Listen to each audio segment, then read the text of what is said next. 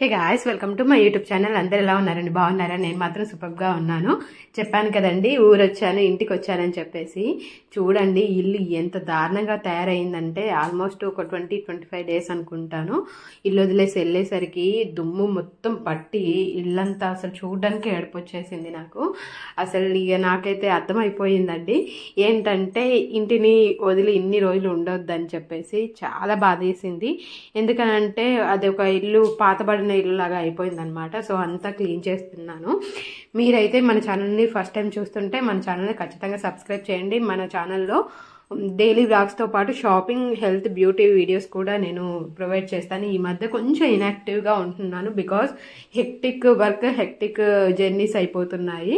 ఆ తర్వాత మొత్తం బయటంతా క్లీన్ చేశాను, లోపల కూడా మొత్తం క్లీన్ చేశామండి. వచ్చిన రోజే మొత్తం క్లీన్ చేశాను. ఈ కూలర్ ఉంది కదా, కూలర్ కూడా ఇంకా కొంచెం వాతావరణం చల్లబడింది కదా, దాన్ని కూడా మొత్తం క్లీన్ చేస్తున్నాను. పైప్ పట్టేసి వాటర్ మంచిగా పట్టానండి. అసలు ఎంత దారుణంగా అయ్యిందంటే ఇల్లు చాలా చాలా చూడడానికి బాధ అనిపించేసింది. ఇదంతా కడిగాక అప్పుడు ప్రశాంతంగా అనిపించింది. పనిలో పని మన స్కూటీని కూడా కడిగేస్తున్నాం అనమాట. మనం ఎప్పుడు చేసినా ఇలాంటివే చేస్తుంటాము. చెట్లు అయితే మొత్తం ఎండిపోయాయండి. చాలా బాధేసింది. వాటి గురించి ప్రత్యేకంగా నేను కుండీలు తీసుకొచ్చి, మట్టి తీసుకొచ్చి అవన్నీ వేశాను కదా, కాకపోతే మొత్తం చెట్లన్నీ ఎండిపోయాయి. ఇంకా చాలా బాధేసింది. వీటన్నింటినీ చక్కగా క్లీన్ చేస్తున్నానండి. ఈ క్లీన్ చేసే ప్రాసెస్లో అయితే అసలు నాకు ఏవేవో ఆలోచనలు, ఏంటి బాబు ఇంత హ్యాపీగా ఇంత ఇష్టంగా తీసుకున్న ఇల్లుని ఇలా వదిలేసి వెళ్ళేసరికి ఇలా అయిపోయిందని చెప్పేసి. ఎంతైనా సొంత ఇల్లు సొంత ఇల్లేనండి, నిజం చెప్తున్నాను. మనం ఎక్కడికి వెళ్ళినా కూడా మనకు ఒక ఆలోచన వస్తుంది. హ్యాపీగా తీసుకున్నాను కదా, ఇలా వదిలేసేసరికి దీనిని మళ్ళీ ఇలా చూసేసరికి బాధ అనిపించేసింది. ఇక నుంచి వెళ్ళి నేను అస్సలు దీన్ని ఇన్ని రోజులు వదిలిపెట్టి ఉండకూడదని అర్థమైపోయింది అనమాట. చాలా మొత్తం మట్టి పట్టేసి దుమ్ము అంత ఇసుక అదంతా పట్టేసింది అనమాట. ఎవరికైనా అలానే అనిపిస్తుంది. ఇంకా ఇదంతా క్లీన్ చేసేసి ముగ్గు పెట్టాక అప్పుడు చూసేసరికి అమ్మయ్య నా ఇల్లు నాకని అనిపించింది.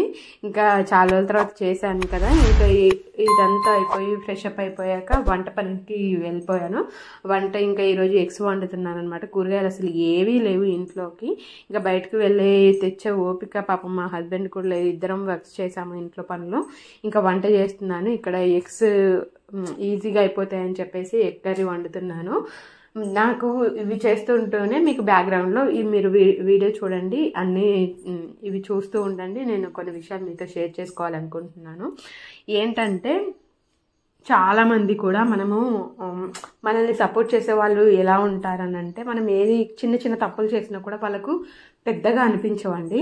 అదే కాకపోతే మనల్ని ఇష్టపడని వాళ్ళు ఉంటారు కదా, మనం ఎంత మంచి పనులు చేసిన వాళ్ళకు పెద్దగా అనిపిస్తాయి.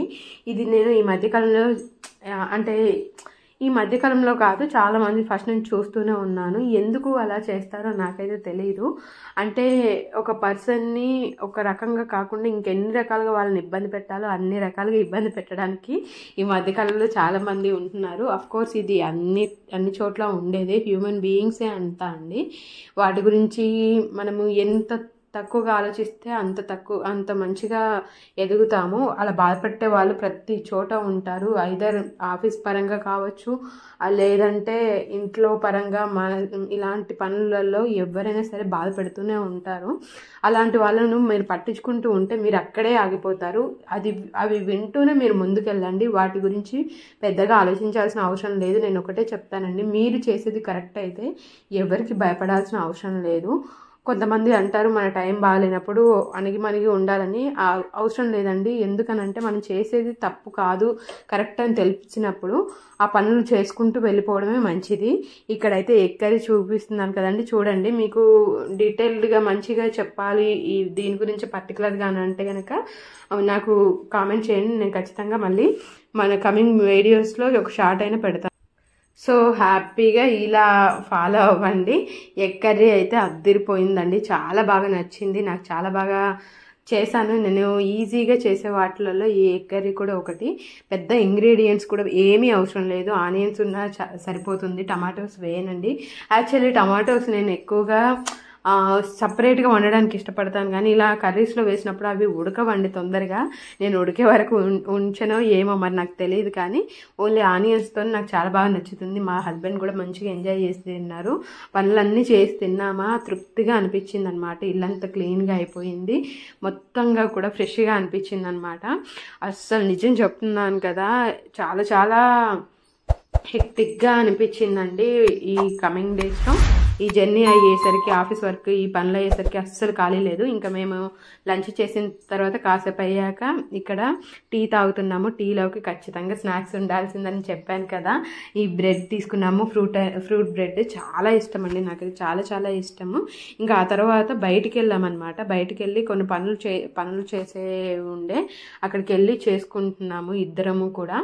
మొత్తంగా ఈ ఒక 1 వీక్ అలా ఇవే బిజీ ఉంటుంది. తర్వాత ఇంకా ఇంట్లో కూరగాయలు లేవని చెప్పేసి కూరగాయల మార్కెట్కి వెళ్ళాము. ఇక్కడ కూరగాయలు చాలా ఫ్రెష్గా ఉంటాయండి. ఇది మీకు తెలిసే ఉంటుంది, ఎందుకంటే మనం వెజిటేబుల్ మార్కెట్కి వెళ్ళి తీసుకోవడం చాలా ఫ్రెష్గా అనిపిస్తాయి. అన్నీ కూడా రేట్లు ఎక్కువ ఉన్నాయండి, అదేంటో తెలియదు. కొంచెం ఇంతకుముందు రోజులు తక్కువగా ఉన్నాయి, ఇంకొక 1 మంత్ వరకు ఇలానే ఉంటాయంట. సో మేమైతే అక్కడికి వెళ్ళి కూరగాయలు రేట్లు అడుగుతున్నాము. నేనైతే టమాటోస్ అండ్ ఆలు, బెండకాయ, పచ్చిమిర్చి ఇవి తీసుకున్నాను. మాతో పాటు అంకుల్ కూడా వచ్చారనమాట. అందరం కలిసే వెళ్ళాము. మొత్తంగా ఇంట్లోకి కావాల్సిన కొన్ని సామాన్లు అన్నీ తీసుకున్నాము. ఆ రోజు మొత్తం బిజీ బిజీ బిజీ, మొత్తం ఇంటి పనులు బయట పనులతో బిజీగా అయిపోయింది. ఎప్పుడైనా అంతే కదండి, ఇంటిని కొన్ని రోజులు వదిలిపెడితే ఇంకా అలానే ఉండిపోతుంది. కాకపోతే చాలా రోజులు అయిన తర్వాత ఇంకా మళ్ళీ నేను మంచిర్యాలలో ఇలా తిరుగుతున్నాను. మంచిర్యాలలో చాలా గ్యాప్ వచ్చింది. ఇక్కడ ఇవన్నీ తిరుగుతుంటేనే నాకు మళ్ళీ పాత రోజులన్నీ గుర్తొచ్చాయన్నమాట. ఇంకా బెండకాయలు ఎలా తీసుకుంటారండి, చాలామంది చివర్లు ఇలా కట్ చేసి తీసుకుంటారు. అలా కాకుండా వాటిని నొక్కినా కూడా తెలుస్తుంది ముదురు బెండకాయ మంచి బెండకాయల. ఇవన్నీ ఏంటి సోదీలా అనుకోకండి, డైలీ వ్లాగ్స్ చాలామంది ఇష్టంగా చూస్తున్నారు, అందుకోసమే నేను చేస్తున్నాను. ఇక్కడ అయిపోయాక మిక్సీ పాడైపోయిందండి. నా మిక్సీ మొత్తం కంట్రోలర్ ఉంటుంది కదా ఇలా తిప్పేది, అది పాడైపోయింది. అది చేయించడానికి వచ్చాను. అదేవిధంగా పెద్ద జార్ ఉంటుంది కదా, పెద్ద జార్ కూడా దాంట్లో ఫిక్స్ అవ్వట్లేదు. ఇంతకుముందు చేయించాను, వాడు సరిగ్గా చేయలేదు. 2-3 సార్లు తిప్పాను. అక్కడికి వెళ్ళినప్పుడల్లా వాడు హిందీలో మాట్లాడడం, నాకేమో హిందీ వచ్చేది కాదు, తనకు తెలుగు వచ్చేది కాదు. నేను ఏదో ఒకటి చెప్తాను, తను ఏదో ఒకటి చేసి ఇచ్చేవాడు. వచ్చింది కదా అని వచ్చేదాన్ని. అసలు ఇంటికి వచ్చాక అస్సలు జరిగేది కాదు. ఇంకా ఈయనకి వెళ్ళి క్లియర్గా చెప్పాక ఈయన పాపం చేసి ఇచ్చాడు. ఇది రౌండ్గా తిప్పుతున్నారు కదా, అదనమాట కంట్రోలర్. సో ఈ జార్ కూడా సరిగ్గా తిరిగేది కాదు, అందులో ఫిక్స్ అయ్యేది కాదు.